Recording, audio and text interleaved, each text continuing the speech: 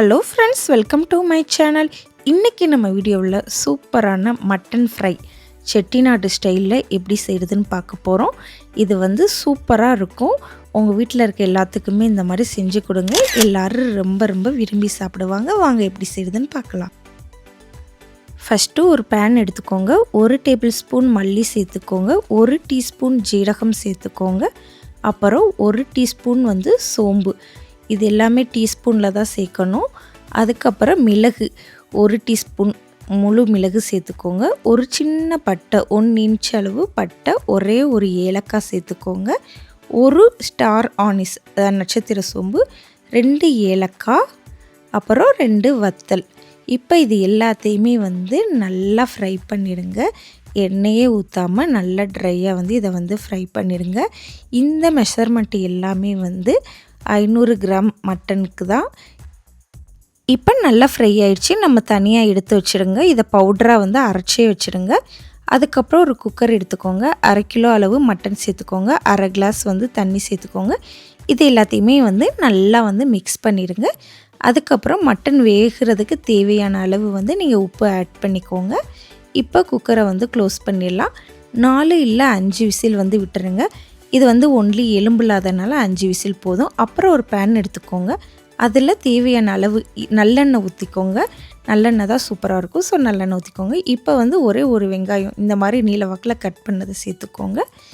அதையும் நல்லா வதக்கிறங்க. நல்லா வெங்காயம் கலர் மாறணும். ஸோ அது வரைக்கும் நல்லா வதக்கிறங்க. இப்போ வெங்காயம் நல்லா வதங்கிடுச்சு. 2 தக்காளி இந்த மாதிரி கட் பண்ணி நல்லா தக்காளி சேர்த்துக்கோங்க. தக்காளி நல்லா மசியணும். ஸோ நல்லா தக்காளி வதங்குற வரைக்கும் நல்லா வதக்கிடுங்க. அதுக்கப்புறம் தான் நம்ம இஞ்சி பூண்டு ஆட் பண்ண போகிறோம். ஸோ நீங்கள் ஃபஸ்ட்டே தக்காளி நல்லா வதக்கி வச்சுருங்க.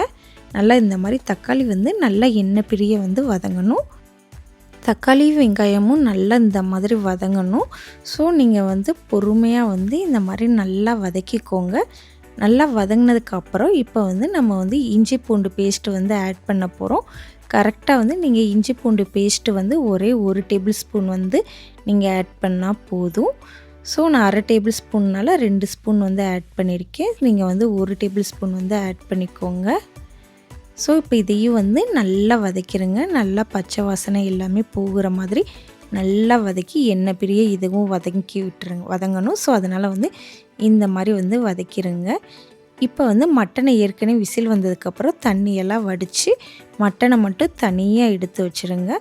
நல்லா வதங்கினதுக்கப்புறம் நம்ம மட்டன் ஆட் பண்ண போகிறோம். ஸோ இப்போ 1/2 டீஸ்பூன் மஞ்சள் தூள், அதுக்கப்புறம் கரம் மசாலா 1 டீஸ்பூன், அப்புறம் நம்ம அரைச்சி வச்சுருக்கிற பவுட்ரு அதையும் இப்போ சேர்த்துக்கோங்க. இப்போ உரப்புக்கு தேவையான அளவு மிளகாய்த்தூள் 1 டீஸ்பூன். உங்களுக்கு எக்ஸ்ட்ரா தேவைன்னா நீங்கள் போட்டுக்கலாம், ஒன்றும் பிரச்சனை இல்லை. இப்போ இது எல்லாத்தையுமே நல்லா மிக்ஸ் பண்ணிடுங்க. நல்லா மசாலா எல்லாமே நல்லா மிக்ஸ் ஆகணும்.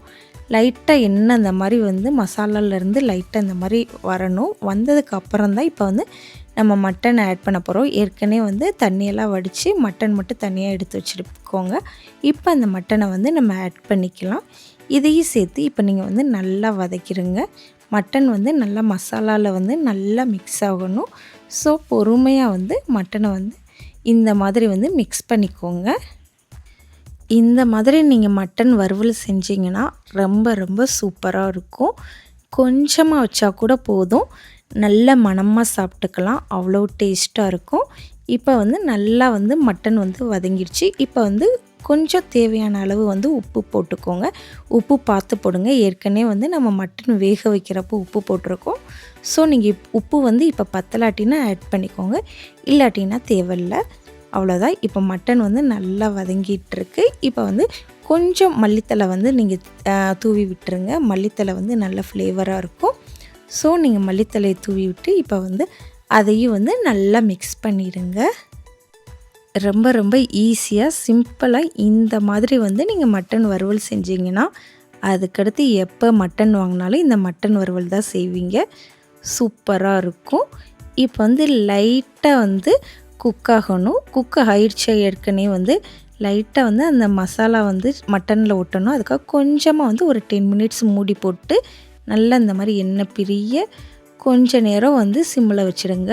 அவ்வளோதான், சூப்பரான மட்டன் வறுவல் வந்து ரெடி ஆயிடுச்சு. இந்த மாதிரி நீங்கள் வந்து கண்டிப்பாக ட்ரை பண்ணி பாருங்கள், உங்களுக்கு கண்டிப்பாக பிடிக்கும்.